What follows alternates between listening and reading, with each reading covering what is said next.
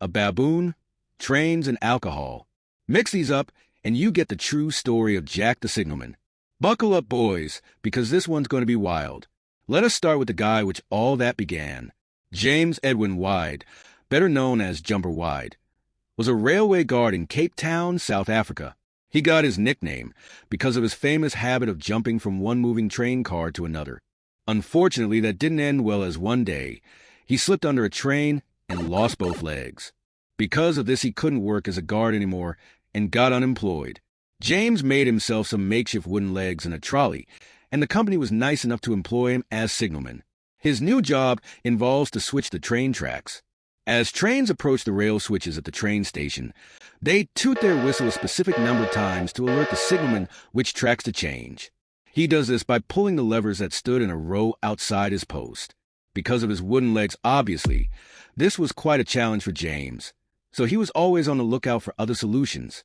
One fateful day on his way home, he saw a baboon called Jack at the market leading an oxen cart. James was impressed after he saw what the baboon could do, and after some negotiations with the owner, he took Jack home. What followed was a friendship so epic, even Disney couldn't make it up. Jack wasn't just a pet. He became James' personal assistant. Every morning, Jack pushed James to work, and every evening he brought him back home.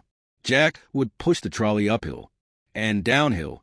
He rode along for the thrill. And get this, the baboon could do even more.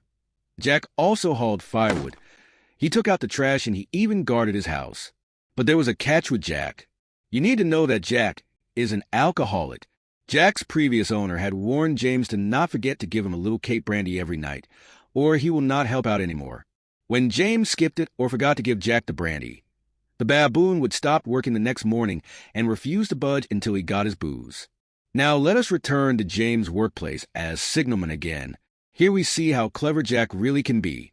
By watching his owner for days, Jack picked up the pattern between the amount of signals from the coming trains and the right lever to pull. He then started tugging on the levers himself. James began to watch over Jack's shoulder to make sure he doesn't make a mistake, but soon let Jack take full control over the station. It was only a matter of time before someone noticed. A lady traveling to Port Elizabeth was horrified to see a baboon operating the signals and reported it to the authorities. An inspector was sent to investigate the station and dismissed both of them right away. James begged and pleaded the manager for days to judge the baboon's abilities for themselves until eventually they gave up and agreed to test him. And guess what? Jack passed the test with flying colors.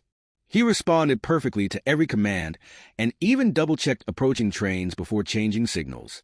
From that day, Jack became an official railway employee, complete with an employee number and a paycheck of 20 cents a day and half a bottle of beer weekly. Sadly, even the best stories come to an end, as Jack died of tuberculosis in 1890. He worked the rails for 9 years without ever making a mistake. James was heartbroken.